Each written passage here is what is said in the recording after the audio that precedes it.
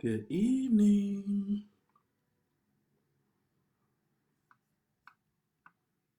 I hope everyone is well.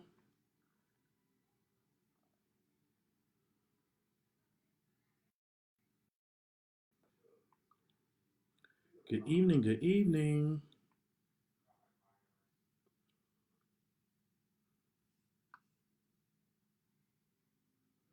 Give this a few minutes to see who joins us. Hey, Valerie. My saving grace this weekend. Give people a few minutes to join. Hello, hello. Good evening.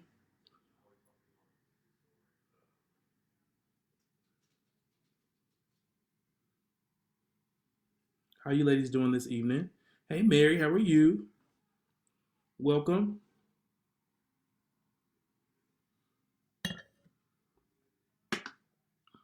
Hey, hope you're doing well. Thank you so much for having me this evening. I'm excited to be here.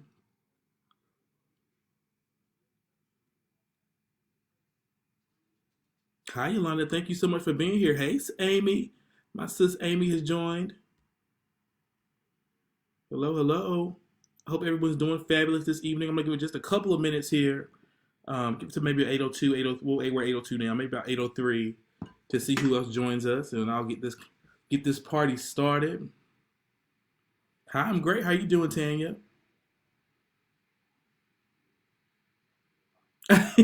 Listen, Valerie can tell you she was there with me. It's been a long weekend, and this wine was necessary this evening.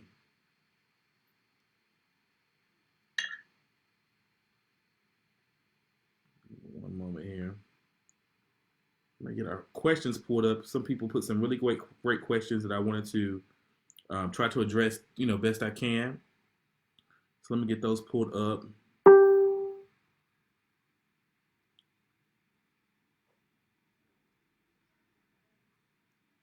Amy's showing me all the love. Hey, Amy.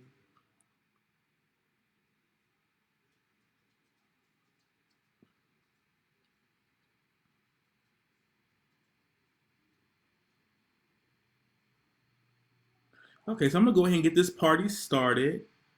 First of all, I just want to thank you all so much for having me. To the fabulous curator of this group, thanks for reaching out and having me to come to be a part of you all's discussion on this Monday. For those of you who don't know me, my name is Lance. Also known as Lamar, also known as Lamar Devereaux, also known as Devereaux. I'm a man with all these different names, but most of my friends and family just call me Lance. Many in the industry know me as Lamar. So, however you know me, feel free to address me as you do. It has been a long, long weekend. We had a very large wedding this weekend, and I am still in recovery mode. So you'll have to bear with me. I am here in the comfort of my home. No glitz, no glam this evening. Just giving it to you all straight, really relaxed conversation. So y'all gonna get this crooked bun this evening, and we're gonna have a good time. So I wanted to start off by just kind of telling you all a little bit about my journey, who I am, how I got started in this industry, and then I want to jump into some of the questions that you all posted on one of the previous feeds that I saw in the group. And as well, throughout this, this time that we have together, if you have any specific questions that you'd like to ask, or topics that you'd like me to hit on, or things that you'd like me to address, just kind of feel free to drop it over into the comment section here, and I'll try to address most of the questions that I can. So I actually got started in this industry in the realm of interior decor and interior design, and I did that actually when I was in college. I started doing very small interior decor jobs as a college student just to make some extra income. It was something I always had an interest in. It's something that I had kind of studied unofficially for some years. So I said, let's try it out and see how that goes. And the interior decor world was really good to me for my time through college and even that time transitioning out of college. In addition to my time in the world of interior decor, I also worked in corporate America. I was a director of education for Sibling Learning Centers. I worked in insurance for MetLife. I was a life insurance underwriter. That was definitely one of the roles that helped push me towards pursuing my passion of design and events because it paid the bills. It gave me some security as far as insurance and other things, but it's not what I wanted to do with the rest of my life personally.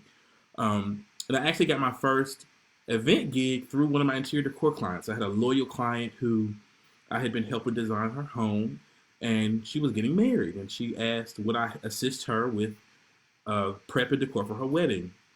And at the time, I truly had no interest. I had no interest at all in interior decor. I had no interest at all in weddings. It's not something I wanted to do. Um, However, listen, if you have a loyal client and they ask you to do something, you're gonna do it. So I helped her out to the best of my ability. And long story short, this was 7 years ago. Time passed, and my interior decor clients were no match to the event inquiries that I was getting. So a light bulb went off, and I thought to myself, I'm missing something here. And here we are today. At this point, I truly don't even have time to take on interior decor projects, and I refer those inquiries on to some other wonderful service providers that I know, and events is my life. I can't say that I ever imagined that this is what I'd be doing with my life, but now that I'm in this space, I could not imagine doing anything else, which is why I know this is what I'm meant to be doing. So that's just a little short.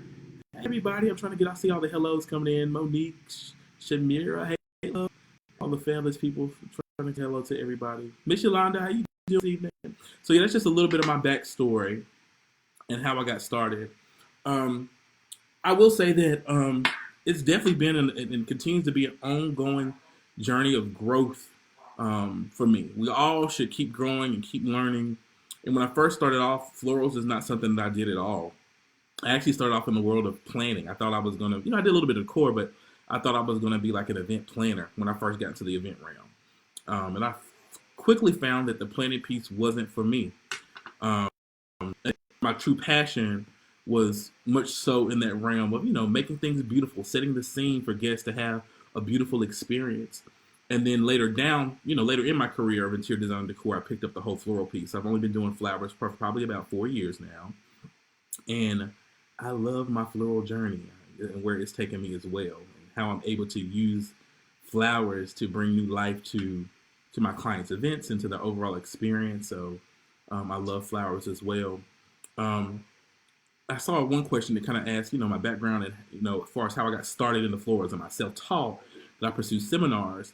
I'd say a little bit of both. I honestly just started off just dabbling in flowers and seeing what I could make happen. Just, watching different tutorials, just watching different things that I saw. And I said, listen, let's just see what happens with this thing. And when I first started out, my flowers were atrocious. But you have to start somewhere. And then from there, I started to invest in different classes and seminar opportunities that I saw. And I'd say that the one class that I really felt put me in a mindset, in a mind space to believe that I could do this was when I attended Preston Bailey's class. And attending that class truly changed my entire outlook on events. I mean, I left feeling so inspired. There were no questions that he wouldn't answer. And I learned that sometimes we overcomplicate things when it comes to design. If you have the standard mechanics and the standard techniques, you can create anything. I mean, if you know your standard mechanics, you can apply that same process to create almost any design that you can imagine. And that's one of the main takeaways that I took away from the Preston Bailey experience. And it's just been amazing. Who are your biggest inspirations? Well, for one, Preston, of course.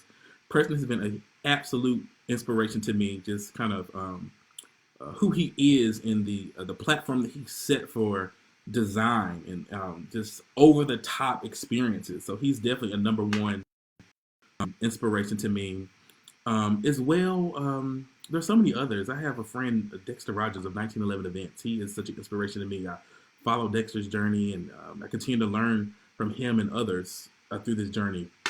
There's some people like Eliana with the Be Collective magazine and everything that Ellie is doing to kind of change this industry and set up a platform for us to grow and expand. What she's doing is something that is just groundbreaking. And if you're not following the journey of the Be Collective magazine and kind of what Eliana is doing, I would suggest that you do that. She's doing some amazing things as well. There are so many people who I'm inspired by in this industry. Some of the newer inspirations that I have are people like Javier Valentino. I've been following his journey and just the amazing things that he's been creating and just his over the topness. I'm so inspired by it. And so yeah, that whole inspiration piece, that's a hard question because there's so many people I just absolutely love. I'm going to jump into some of the other questions that I saw here in the group. Somebody asked about trends for weddings and events. What, as far as it comes to decorations, and if you're new to business, talk about branding and what is the most important thing you should do inventory wise when starting out. So, okay, I'm going to break these down. So, first of all, as far as trends are concerned, I would say that just in general, those impactful moments are becoming more and more popular. Of course, impact has always been something that people want in different ways, but I think that just using non-traditional structures to create floral experiences and just non-traditional settings for things like cakes and entryways and sweetheart tables. I think that's a trend that's been happening for some years now, and it's just continuing to grow and to expand. And people are designers are finding new ways to create dramatic experiences in design. So I think the overall trend of just the over the topness is something that's no is here to stay.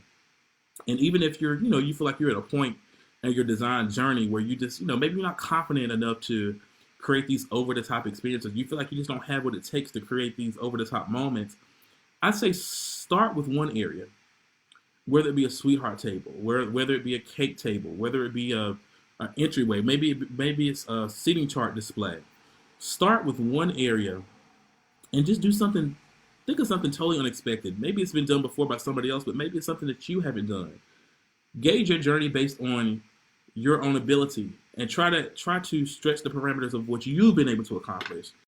That's just that's how you set the platform for you to grow. Would you say that the Coterie Retreat is something that one should attend? Definitely, yeah, definitely. I attended the Coterie Retreat. I actually was fortunate enough to be a scholarship recipient of the Coterie Retreat, and I will say that attending the Coterie Retreat allowed me to connect with so many amazing creatives, people who I have strong relationships with to this day, just from meeting them at that wonderful experience. So whether it be the Coterie Retreat, whether it be the B Collective Awards Weekend, whether it be other classes and seminars, the Preston Bailey Protege Experience, the Cash Experience, I myself even hosted an experience, the Dare to Design Experience. There are so many ways to get out there and to meet people and to learn and connect and to grow. And it's important to find ways to take advantage of those opportunities. I know they can be expensive, and I know that sometimes it's like, golly, like I don't have it right now to attend these experiences.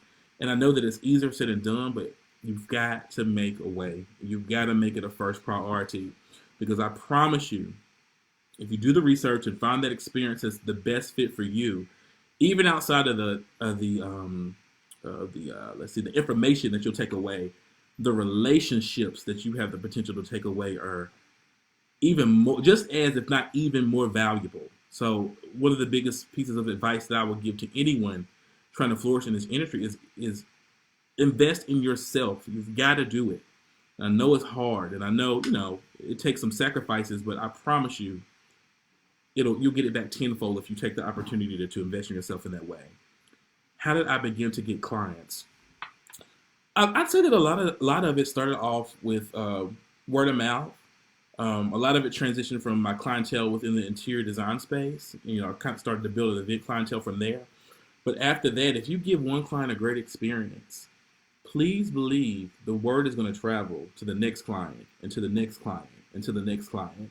And then over time, I started to just build an overall presence for myself from a brand perspective. And I really started to get more confident with just sharing a piece of myself with my followers. And just one thing that I've learned is that there's so many people out here who are doing this thing we call events, whether it be planning, design.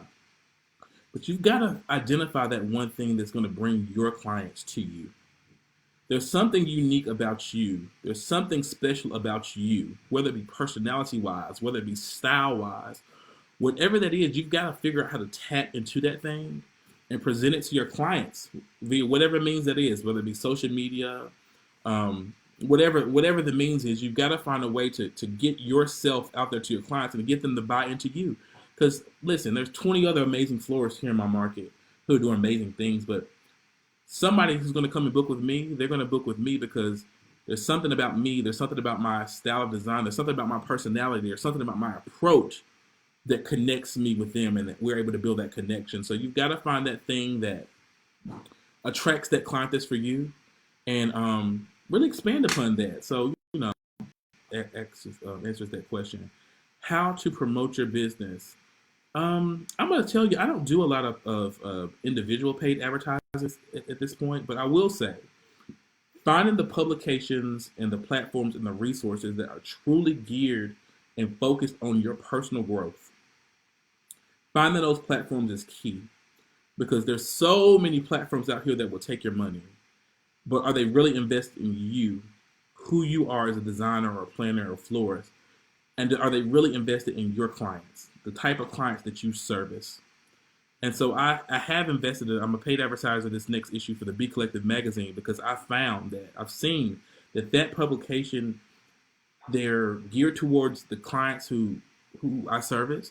They're geared towards designers who are like me, who look like me. And it's not just about, look, and it's not all about a race thing, but they're truly invested in designers like myself. So when you find that platform that you truly feel is geared towards that client base that you're looking for, or geared toward who you are as a person or a designer, you've got to invest in that platform and do some type of paid advertising in addition to your Instagram, Facebook, social media efforts and endeavors, just to continue to get out there and to grow. You've got to put a little bit of investment into it. And I know that it's hard starting out, but I'm telling you, just kind of getting out there into that realm has been a great change for me, and I'm so excited to see where that continues to take me.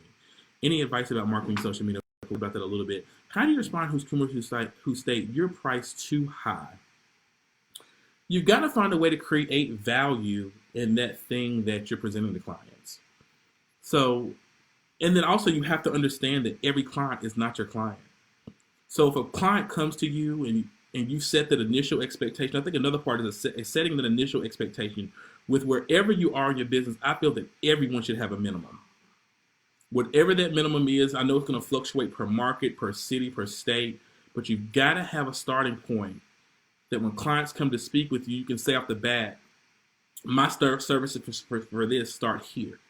So you don't waste your time talking to people who truly are not going to pay for the value of the service that you offer. So I think one piece is having a minimum. It'll help you a lot with wasting time on people who really aren't going to invest in the craft and what it really costs to have a beautiful event.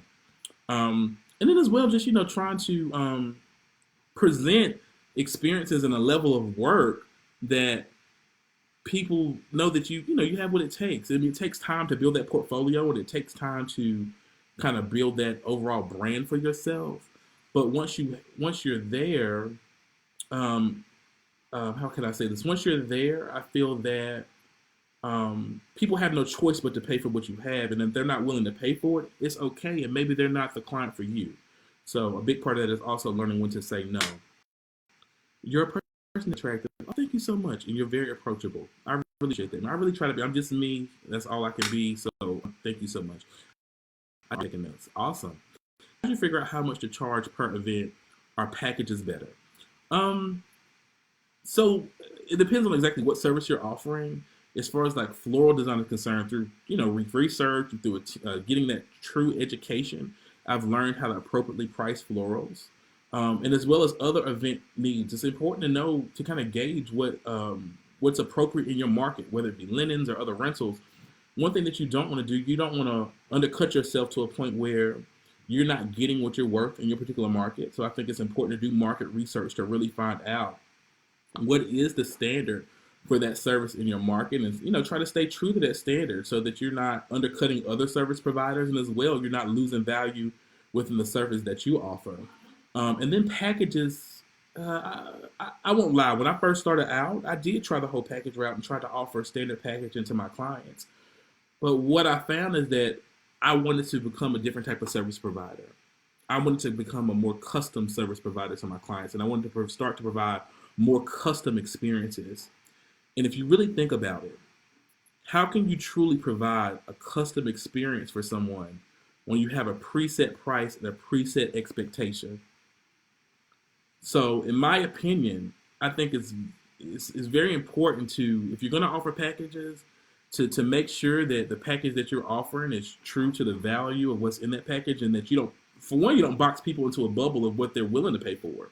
Sometimes you can undercut yourself by presenting this package to people and say you can get A, B, C, and D for this set price when they may have been willing to pay more and went with a more extensive service offering if you really just offered them a custom priced experience to exactly what it is that you wanted to offer them. So at this point in my career, I don't offer packages. I'm not bashing people who offer packages. If you find that it's a good fit for where you are in your business, then fine. But just for where I am, where I am in my business currently, I just don't find that packages are a good fit for my clients and the experiences that I like to offer. How do you have clients that take you all the way through the pricing but then never deposit? So listen, that's a part of the business. Some people are going to come to you, they're going to meet with you, and essentially a lot of people are shopping. They're shopping to find that person, they're interviewing to find that person who truly is right for them and the service that they're looking for. So at some level, it's a part of the business. But on another note, you need to be sure that you're not giving all the goodies away without people securing that service and paying for what it is that you have offered them. So I've kind of changed my process a little bit now where, listen, I used to give you a full itemized invoice broken down point by point at our first meeting. And what I found was I was giving away all the creativity that I had to offer within that process, and then people had the leverage to take that, run with it, and to go to somebody else to just get it cheaper. So at this point, I'll meet with my clients. We'll speak about the overall vision that they have and the experience that they want to create, and then I'll come back with them with just the overall estimated investment of what it will take to create that experience. And then from there, they give the client the leverage to decide whether they want to book that retainer fee to continue to get more information. And if not, that's okay, and they can find that service provider that's best for them. But that helps to not put you in a situation where you're putting in all of this work only for people to just take everything that you've given them and run with it.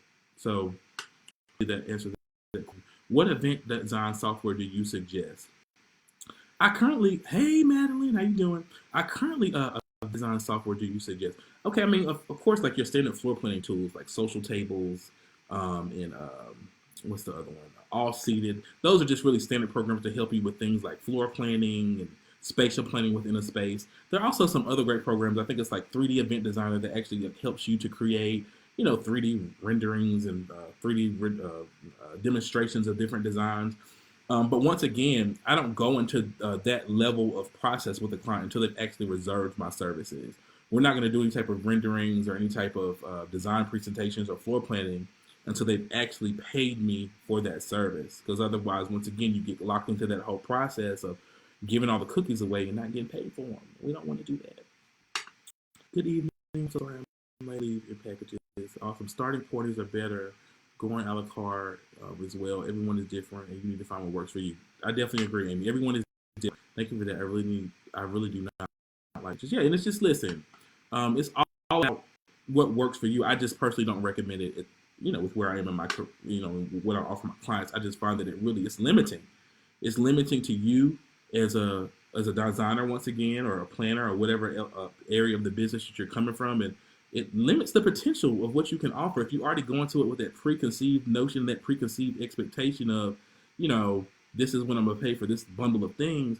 In my opinion, it just kind of blocks the potential for really what could be. If you present this client with this amazing custom experience and they fall in love with it, you never know. They may be more willing to invest in it. It's best to charge flat based on the needs. Just in my personal opinion, I think that it's better to really do a full. You might have standard pricing for different items that you offer, different services that you offer, but I think it's best to get a full assessment of the needs of the client. For one, make sure that they're aware of whatever minimum that you have set, and that they can afford, your services based on that minimum. And for there, you go into the process of really building out some type of custom offering for that client to make sure that, that you are good for each other. I offer 5% off or 10% off if they sign and give a deposit. Is that okay? Yeah, definitely. It's not something that I do personally, but if you're finding that offering that discount off the front is beneficial to your services, and you don't feel like it's devaluing the service that you offer, I don't necessarily see a problem with that. I'm dealing with a situation like that now. I'm presenting the overall investment only. Yeah, definitely. That's how I've started to approach it. Hi, what's the range for pay of employees setting up? Okay, so as far as my setup crew is concerned, at this point, there's just it's a flat rate. At this point, I pay my setup and breakdown crew $12 an hour. So that's what I'm offering now. Then there's also different levels of experience. People who have been with me longer. As far as just straight setup and breakdown, I'm not talking about back end floral knowledge and floral support. Just people who are coming and setting events up and breaking them down. I just pay them right now. I'm paying them a $12 an hour wage. Highlands, what? Okay, how do you know how much you're worth? The service fee. Well, you really have to take into account everything that it takes to make that event happen. So if you don't have trucks and you're having to, lease vehicles for events, you have to pay your staff, you have to pay your employees. If you have a warehouse space or office space, and that's something that you're having to pay for every month, you have to calculate out those costs to know what it's going to take you to be successful. For one, to pay all the bills and all the money and all the finances that it takes to run your business to make sure that all those bases are covered, and as well what it's going to take to produce an event and for you to actually be profitable.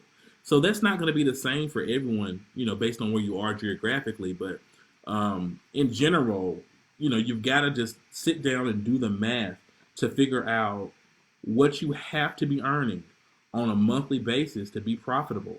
And I think that that's a good starting point to decide, to really set goals to decide how much you need to make. And I think that as far as really creating a price range or creating a minimum that works for you. How to start planner. I need a class. How to start planning. I need classes for. Well, there are many classes out there for startup planners. I know that Kathy Romero offers an amazing class for planners. And as well, if you find somebody who's willing to be a mentor for you in this industry, maybe it's not somebody in your state or in your region. Sometimes it's harder to make those connections with people who are really willing to sow into you that way in your region for whatever reason. But maybe you reach out to somebody in a close by city who you could build a true and honest rapport with to just get that mentoring and get that advice. And sometimes you have to pay for that. You have to pay for that direct mentorship and that direct guidance. So you just have to really do the research to find out what classes and what offerings there are. I'll tell you, there's so many of them out there. You just really have to do the research to find which one that's right for you. I'm under the impression that our market may be different here, and I had more client booking appointment when I gave them a starting price. Does it make sense here in Montreal, Canada? You mean as far as a starting price, Raquel? I believe I'm saying. You mean as far as having a minimum? Is that what you're speaking to? You let me know what you mean by that. Your expertise in floors wedding design. I do recall. I believe I saw an over-the-top kids event. Are there any designers that specialize in children's events that inspire you? Definitely there are. There's this amazing designer in New York, PEP. She does all types of events. She does birthday parties. She does kids events, corporate events, weddings. But she's one in particular who her kids events are like over the top amazing. And she actually offers a class. She has a workshop. I think it's like I don't know I can't remember the exact name of the workshop, but definitely look into her. PEP. She's amazing. I should have a great team. How do you qualify them? I know having reliable people is key. So having a reliable team is something that it's taking time to kind of just build that out. When I first started out, honestly, it was just friends, family members, people I knew, and people I trusted who worked for me. And over time, I've just I've put out different ads. I've promoted. I've interviewed, and I've really been able to start to find that niche of getting a crew of people who are truly invested in what I do. You've got to listen. This event work, it's not for the faint of heart. And people who don't love to do this, whether it be, setting up, breaking down, florals, planning, people who don't really have the mindset, love, and passion to be in this space, they may not be reliable for you in the long run. And you also have to understand that these types of uh, roles, set up crews, breakdown crews, they can sometimes be high turnover. So you may have to constantly be replenishing your staff with people who are, reliable and, continuing to put it out there for the need for people for setup and breakdown, things like that. You offer mentoring. I have in the past. I will be honest. There's a lot going on with me personally behind the scenes from a business perspective, some of which I haven't been able to share just yet. So it's kind of limited my time as to what I've been able to offer with direct one-on-one mentoring. But it is something that I'm looking to continue to do later in the year. There's an experience that I'm going to be putting out called A Day with Devereaux. There's going to be an opportunity to come and spend a day with me in small groups, and we'll create a space together. So more to come on consultation fees. I don't charge a consultation fee. I do have a pre-screening mechanism that I use on my website. So when you first come to me, when you first reach out or inquire via the website, there's a contact form, and the questions that are on that form are truly qualifiers for me to see if it's the type of client that I'm looking to uh, to sign or to book. Ask about their overall wedding budget, ask about the style of the wedding, and ask about their guest count, and ask about the date. You can use those questions as immediate qualifiers to decide whether or not that client is a good fit for you. And then from there, everybody gets a free over the phone consultation, a free 15 to 30-minute over the phone consultation. And from there, the client is interviewing me, but I'm also interviewing that client. I'm listening for those key factors of my type of client, the clients that I want to work with, and I'm just trying to decide whether or not I'm going to be a good fit for that client in that process. And if we find that by the end of that call that we are a good fit for each other, then I open up the opportunity for a one-on-one consultation for us to come in and for them to meet with me and for them to hopefully have the opportunity to book at that time. So I personally don't charge a consultation fee. Is it profitable to go to bar? Is it wait, when? All right, I'm trying to think, guys. I'm sorry. When do you buy? Where do you buy inventory? I buy my inventory from a range of suppliers. Some within the United States, and as well, I've ordered some things overseas from China. Some of the local suppliers that I use are ABC Glassware, Base Source, Accent Decor. Those are just some of the more well-known ones where you can get a range of things, whether it be candelabras or vases or just different things that you need for events. And then as well, I've ordered things from online overseas from different suppliers.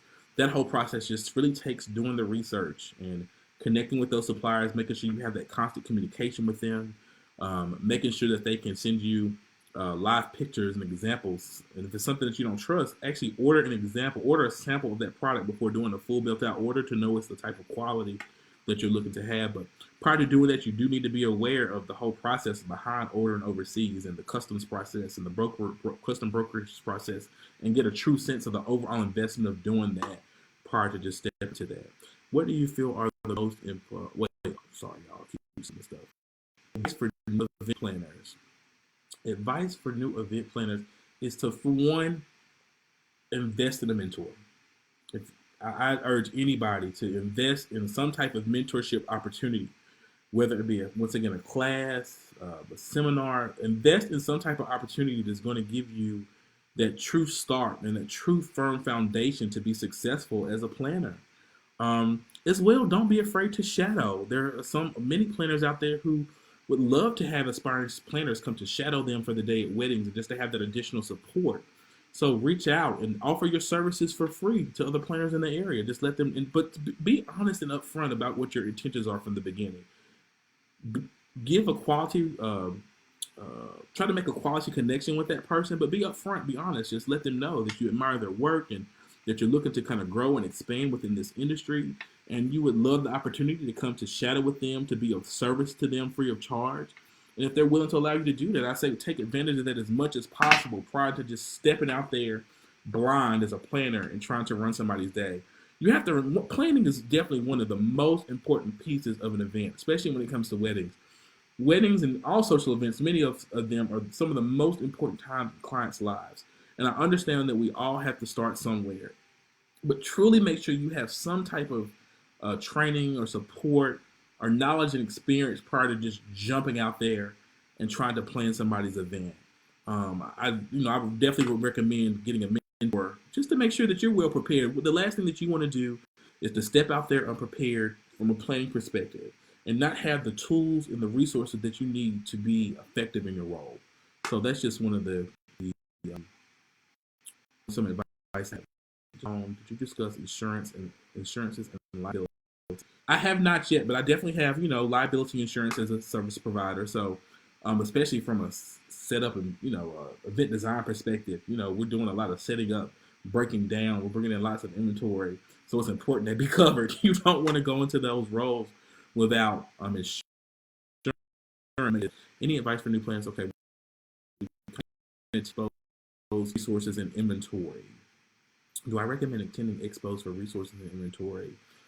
I personally haven't attended any expos for the purposes of inventory, but I've heard some great things about some of the markets. Like I know Atlanta market, you can find lots of great vendors and access to inventory, and so I don't think there's anything wrong with that. I always supposed to be passionate. Yeah. How do you deal with or handle difficult clients? At what point do you invite them and draw the line?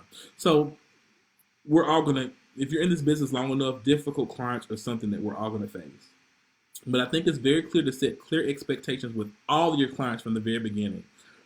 Just let them know, the type of person that you are, and also ask those true, quick, pre-qualifying questions prior to booking a client. You can kind of save yourself the headache by really identifying the red flags prior to just stepping out there and just booking a client for the fun of just booking a client. One thing that I've learned over the years is that all money is not good money. And it's not even so much about the money, but all clients are just not your ideal client. And sometimes just taking clients for the sake of getting the client, you find yourself in a position where it's more of a detriment to your business than a success to your future. So really try to do the best that you can to pre-qualify your clients, even prior to just taking the money just for getting the booking. That's going to help you out a lot. But I think just doing the best that you can to set clear expectations from the beginning helps with difficult clients. And then I have a clause in my contract that just basically says, for whatever reason, if there's a level of disrespect that is drawn on either end, I have that ability to move on, from that job and say, listen, you're not being respectful of the clear process that we have set forward. And unfortunately, you're not the client for me, and I can no longer be of service to you in this event. That's not something I've ever had to do. Totally just fire a client, but I have I've had to have some come to Jesus meetings with people to say, listen, we talked about from the beginning. These are the expectations of timeliness or just respect. And if for whatever reason we can't come to an accord to be on agreement with that, then maybe I'm not the service provider for you. So, hey Stephanie, y'all, I adore Stephanie. She is absolutely amazing. Are you visiting Houston anytime soon? Probably will be in Houston sometime in the next few months. I have some flower friends in Houston who I go and help from time to time. So I'd say I'll probably be in Houston within the next, I don't know, sometime in the next 2 months, sure. How do you gracefully decline? Well, sometimes I'm just honest with people in the sense of just saying. I mean, you don't have to say, "Listen, I don't like you," or you don't have to say it like that. But I sometimes just let people know after we've done the kind of pre-qualifying questions. I just say, thank you so much for reaching out. Unfortunately, I don't feel that excuse me, I don't necessarily say that. I say, unfortunately, we're not available to provide a service on this particular date. But I always try not to leave a customer hanging. If I feel like there's maybe another service provider who could be a good fit to that client, I always try to provide them with other options.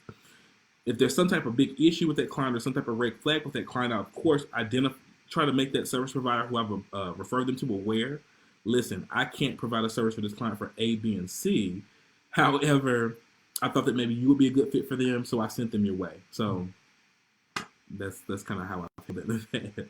I think last night to advertise Facebook, they find weddings and produce decor. Do you think that's a good idea? So basically, you're asking, are Facebook advertisements a good idea? Definitely. I've done Facebook and Instagram advertisements. What would be your advice on gaining a potential client? What would be your advice on gaining a potential client? Well, for one, just kind of going back to some of the things that I talked about previously. Selling that client to you starts even before that client picks up the phone to call you. So just setting a consistent image, just a consistent expectation on whether it be social media or whatever platform that you're using, for the type of person that you are, for the type of design aesthetic that you have. I think that's really important on bringing in your ideal clientele. And knowing, one thing I learned is that when you market to everybody, you market to nobody. So if you're not clear about who your client is, it makes it hard to seal the deal with that potential client that you want. If you're out here just trying to get anybody you can to sign with you, then you're losing the opportunity to really focus on those clients that are meant for you. So I think that's a big piece of gaining a potential client, is knowing who your ideal client is. It's much bigger than just a potential client. Preaching on the website contact form is an awesome idea. It's definitely necessary. I've learned it the hard way. Just, I've been there, just taking clients just for the sake of getting the job and trying to build my portfolio, and it has always been the best thing I learned in the long run. Can you give a list of names of suppliers of some of your inventory? Again, I missed it. Sure, I use ABC glassware. I use Accent Decor. I use Vase Source. Those are some of the main ones I use for think bases. And I also use some suppliers overseas through Alibaba, AliExpress. You can connect with various suppliers. It's really just important to do your research before proceeding with the order with those types of sellers. I would love to show you. Definitely listen. I'm always open to shadowing opportunities. If you're interested in shadowing me, reach out. If you're interested in coming to help with an event that we're working on, and you want to provide your services to see what a day is like working with us, reach out. I'm always open to people. Sounds good, but we have nothing but haters and us. Honey, you're gonna have haters everywhere you go. So you gotta learn how to deal with that too. You can't let the haters define your destiny or what's meant for you. So, if you're focused on what's really meant for you, the haters aren't gonna matter. So you take that energy and focus into what's meant for you, and you let them worry about what they're doing. You gotta. I've had to learn how to get out of that mentality as well, as worrying so much about what people think about me or how I present myself, or they say you should do it this way, or they say you should do it that way. You've really got to be true to yourself. You've got to find what works for you. You want to be true to your level of service, the type of service that you want to be. But the hateration is going to happen regardless of what industry you put folk on that. You give us some great advice. Thanks so much for being here and what I have to say. What are your love-hate relationship with Pinterest? It's great for the purposes of inspiration and being able to see what different people are offering, and as far as different design techniques. But also, I think Pinterest sets unrealistic expectations for people sometimes. Clients will come to you with all these beautiful Pinterest photos, but there's not always like a clear line of investment for what it really took to make those things happen. And so it just, it requires us as service professionals or event professionals to really educate our clients and let them know, yeah, this is beautiful and all, but it costs this and this amount of labor and this amount of product, and just the overall packaging to help them understand that this stuff doesn't just pop out of the sky and you bring somebody $2,500, they can give you this $20,000 experience. So I have a love-hate relationship. Come to Jesus meetings. I love that. Hallelujah. Thank you for enjoying advice. Thank you guys for here and listen to my madness. I appreciate it. On the designer perspective, what do you find to be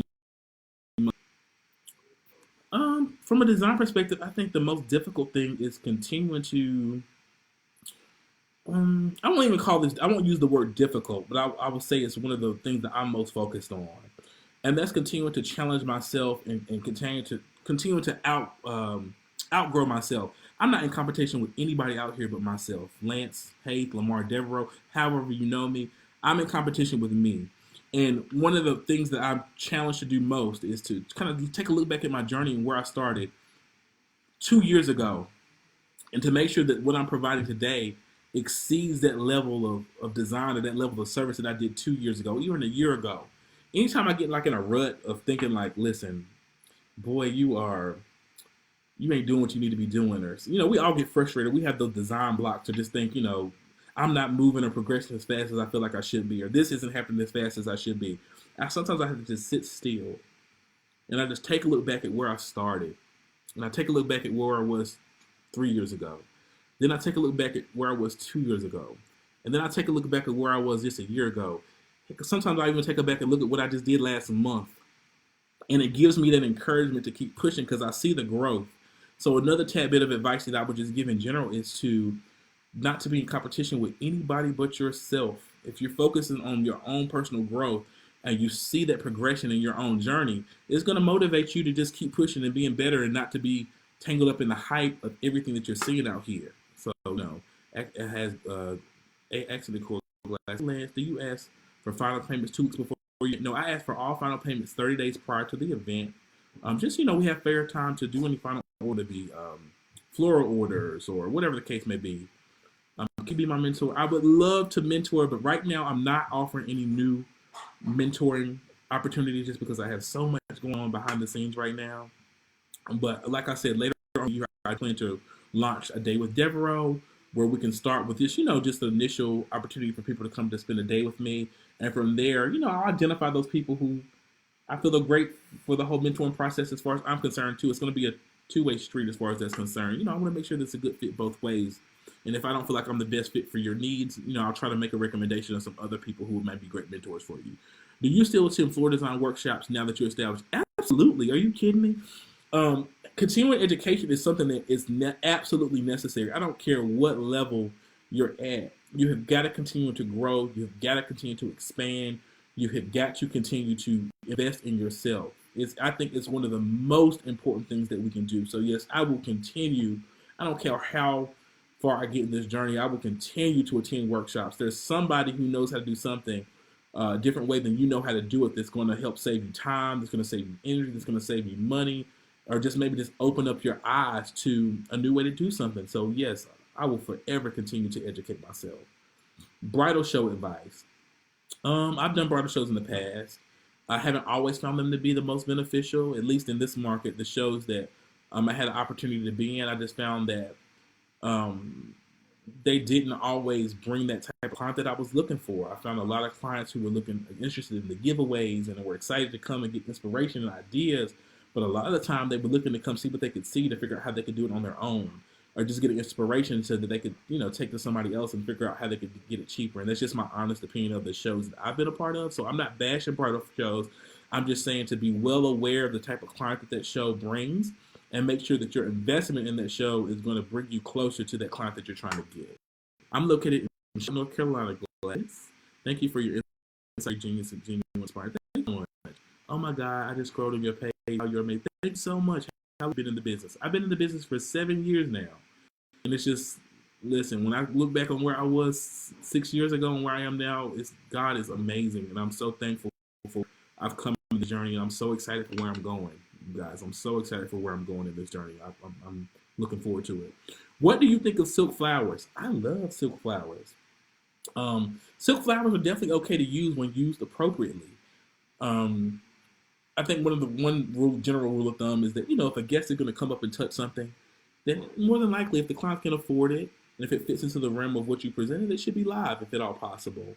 But for like larger structures, for ceiling installations, for things on stages that people won't touch, things that are elevated, there's nothing wrong with using silk floor. Some of the most elaborate designs that you see are a lot of times comprised of silk floors, and just because of the way that's been executed, you may not even realize it. So, investing in quality silks and knowing how and where to use those silks, I think is a great thing. Great advice. Happy to be listening. Thank you for listening. Hey there, you're awesome. Thank you for agreeing to speak to our group. Thank you so much for. I truly am happy to be here, guys. So thanks for being here and listening to what I have. Is a block is very encouraging. Or just to thank you guys so much. Do you still say I'm located? I'm trying to get through the questions that I have here. Well, I have, let's see, we've been only about 48 minutes. About another 12 minutes to thing up at an hour. What do you suggest for those who are trendsetters and want to break designing and producing event trends? What do you suggest for those who are trendsetters? One of the things that I have found to be beneficial in trying to, I guess, break trends and be your own trendsetter yourself, it's just to find new ways to use the processes that you already have. Find a new way to present a design concept. Just try to find a new way to, how do I say this? Try to just find new and inventive ways to present those things that maybe you already have a knowledge of. So sometimes it's not always about totally reinventing the wheel. Sometimes it's about just taking those pieces that you have and finding a new way to present them within the realm of the design that you have to offer. I think another thing, as far as like being a personal trendsetter on your own personal level of design, is just, I think at first a lot of times um, when you first design it out, you don't take a grasp of the whole space and thinking about all the areas of the space and how you can impact all those areas of the space. And especially as the budget start to grow, you have more access to really transform the entire space as a whole. But just thinking of ways that you can really try to make sure that the space feels like it's been transformed. That means considering the floor, considering the ceilings, considering the different levels of tabletop decor. I don't know if I really answered your question there, but hopefully that gave you some insight. Thanks for allowing us, of course. Love you. Thank you guys for being here. I so much. Thank you. Fresh floral vendors. Some of the fresh floral vendors I use are ACA Flowers. They're amazing. I also use Jet Fresh Flowers is amazing to order from as well.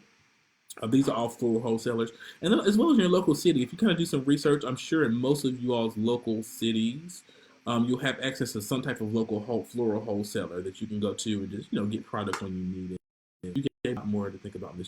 You're so welcome. I just want to be your friend. Oh, okay. Okay. Let me just say this because I get this a lot with people in Facebook requests. I'm gonna do my best to go through and filter through and accept friend requests. I have so many, and I don't mean for them to just sit there, but I honestly just haven't had the time to just go through and accept friend requests. So I'll definitely try to look into that. Jessica Williams. I'll get into that. I promise it's nothing personal. I promise. I had somebody say, "You did not accept me on Facebook." I'm listening, girls. Nothing personal. I promise. I just haven't got around to that. Do you ever say I'm bored? Do you ever say I'm bored? I'm over this. What's next? No. I can't say that I'm ever bored with the business. Um, I say from a design perspective, sometimes I get bored.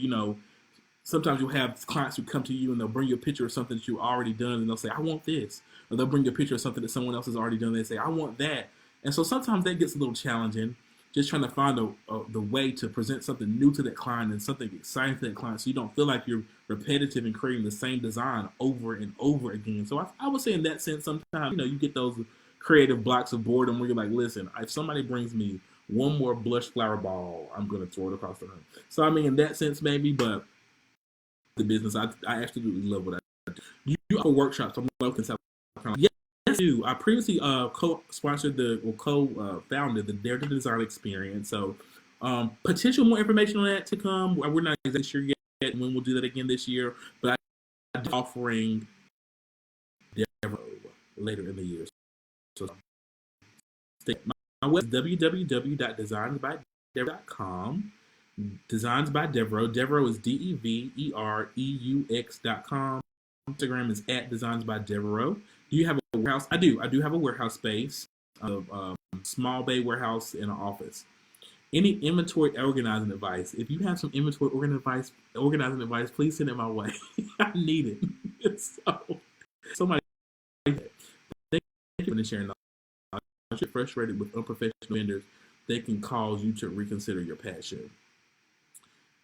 Once again, no matter what industry you're in, you're going to find those service providers who don't always the same level of professionalism that you wish to give to your clients, and they just don't fit into the realm of that level of service and service that you're looking to offer. So I definitely come across vendors. So I think to myself, how in the world did you get into this room? But I try not to let it steer me from my passion. I'm in a place personally where I'm so focused on me and I'm so focused on what I'm doing. I try not to let the actions of anybody else in this industry affect the path that God has for me. So I let it steer me from my passion. Thank you. Great. Keisha inbox me. Did you talk about style? I'm a florist and getting a lot of requests. I haven't talked about style shoots, but I have definitely done style shoots in the past. I think that starting out, style shoots were great for me to get an idea out or to try to get a vision out or try to get just a sense out of the type of design that I wanted to do, but maybe wasn't getting that client at that time. So I personally don't think there's anything wrong with style shoots. I think, but it's just very important to be strategic about what you're doing with style shoot. If you're looking to get into a certain publication, I think it's important to do research on that publication to really know what they're looking for. I think that the main thing with style shoots is to make sure you're doing style shoots with a purpose and not doing them just for the fun of saying that you're doing a style shoot. That's just a waste of time and energy. And to really connect with vendors who have the same need for the style shoot as you, so that, I take it back, not necessarily who have the same need, but who have the same level of quality that you're looking to present within the style shoot to make sure it's just not a waste of time and energy. Make sure you can do something with. Do you do mock stagings for the clients to see ahead of their event? I'll do a mock setup after they book me or pay the retainer. I no longer do mock setups prior to a retainer. If somebody does want a mock setup prior to a retainer, go to your website, www.designsbydevereux.com. Tips on how to boost your creativity and how to train your brain to think outside of the box. I have definitely been really inspired by things in the world of interior design and interior decor. if you follow the interior, some of the interior design trends, some of the color combinations, some of the textures, some of the patterns, interior design in general is just a huge inspiration to me. And I'm looking to incorporate more of what I see in interior design with what I present to my event. So interior design is one thing that I love as far as inspiration. As far as travels, I love to travel, and I try to pick up on something when I travel. Whether it be like the way that lights are positioned in a room, or maybe it be a wallpaper, or maybe it just be a piece of architecture. Just putting yourself in unfamiliar spaces will open up your creativity to think of how you can present that within your design. Can you give me a list of fresh floral vendors? Yes, ACA, Net Fresh. Hey Terry, how you doing? I'm here and hallelujah for your time. How do you say no? How to say no for real? No, that's it. No, I'm just kidding. Saying no. I'm gonna be honest with you. Saying no is one of those things that it's been a challenge. I want to say yes to everybody and everything, but I've learned that as I continue to grow, that the no's are necessary. The no's are necessary, and knowing how to filter out what's meant for you and what's not, so that you truly have time and creative space and creative energy to focus on those clients that are truly meant for you is an important thing. So those are necessary. Everybody can say no different. I gotta just say, I use bookshelves and I add wheels at the bottom to organize. I need that organization advice.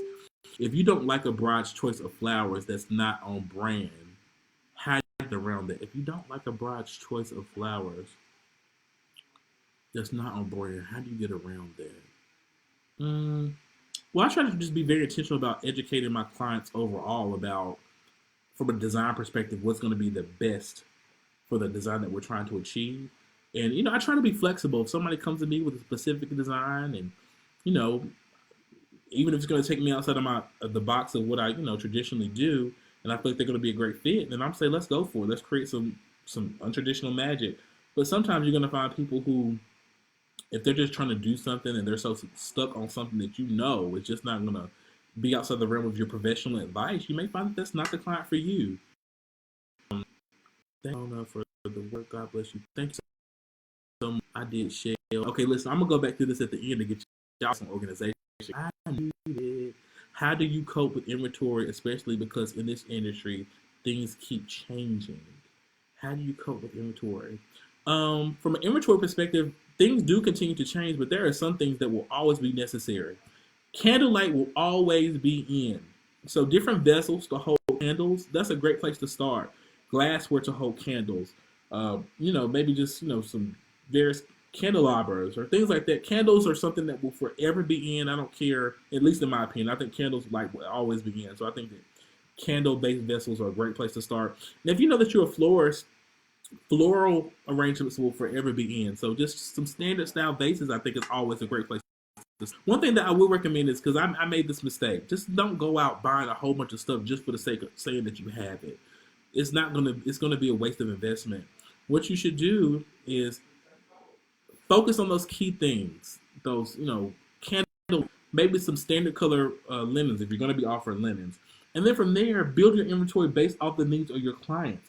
Allow your clients essentially to buy that inventory for you based on your pricing and your packaging. And then from there, use that inventory as leverage to make money with other clients. So if you just find an amazing deal on something, I would not suggest just going out and buying a bunch of inventory just for the sake of buying it. I made it that way. Unless, sometimes, I kind of deal with my inventory in seasons, so to speak. So, like a designer has a collection. Certain pieces I'm starting to use as like a year by year collection. So some pieces I used in my collection from last year, I've sold off, and I'll start to expand on new items that I want to add into my inventory for next year's collection. But even so, I had an opportunity to build up on things so that I could transition and sell those things off to give me a basis to buy new inventory. So just learn how to make those things with you. I appreciate you. Amy, you were so silly. Coming with a concept board. I will present clients with just like, a standard vision board, which is, a few photos to kind of show where we're going with the vision. But as far as like a specific design board that's 100% specific to their design and their event, that's not something they would receive until paying a retainer for my services. So, you know, what I initially, as far as a vision board, with doing an initial conversation, are really just some inspiration photos based on what we've talked about. Um, you know, different styles, colors, and textures, but it's not me digging into my creativity and giving them a sense of what I'm looking to offer them. All good advice, above and beyond for our. Let me know if there's anything else I can do for you. You are so welcome for having me. Let's about a minute here. Thanks for saying that. Do you charge per person or per table, including centerpieces? I personally don't charge for the by person. I charge, you know, because what they're getting can change vary per person. So I charge per centerpiece and per style of centerpiece. So that's how I build up my actual individual investment. That makes sense. Thank you so much. I'm gonna wrap it up. Thank you guys so much for taking the time to listen to me and allowing me to share a piece of, you know, what tidbit of advice that I have to offer. I appreciate you being tuned in, and I thank you guys for following my journey as I continue to learn myself and I continue to grow. I consider my space in this realm of the industry. I'm learning as well, just like you guys, and I'm continuing to grow. And I think that's one of the most important things is for us all to continue to learn and continue to grow. Another thing that I just want to tell people. Invest in yourself. It is so important to find some means of investing in yourself. There's so many amazing platforms out there who are doing so many great things to focus on us and the services that we offer. Um, Once again, the Be Collective magazine is one amazing platform. If you don't know what the Be Collective magazine is, I implore you to go to Instagram right now, look up the Be Collective magazine, follow that publication, look into they offer an amazing conference every year. Look into that conference. It's going to be absolutely amazing again this year, as well as there's so many other amazing conferences. Another tad bit of advice that I'm going to just tell everybody that I'm continuing to grasp with myself is to learn to be your own competition and learn to base your successes and your journeys based off of your own personal journey. And don't get caught up in the hype of everything that you see and all the growth that you may find in other places. The pretty pictures don't always tell the backstory. So just stay true to yourself, stay true to your own journey, and keep pushing. You can do it if you really have a love and passion for this industry and you really want to be here. There is a space for you. So those are my last few tidbits of advice. I hope that everybody has an amazing evening. Feel free to reach out. Message me if you have any particular questions. I promise I'll get to as many people as I can. It gets difficult. And if I don't get to you right away, please know that it's nothing personal. But I will try my best to get back with everybody who reaches out. Okay, I'm going now. I still have a whole. I got to talking so much, y'all. I didn't even get to finish my wine, so I'm gonna go finish my wine, wind down for the evening, and prepare for this weekend's wedding. So you guys have an amazing week. And many blessings to you all, and thanks for listening to me. Bye bye.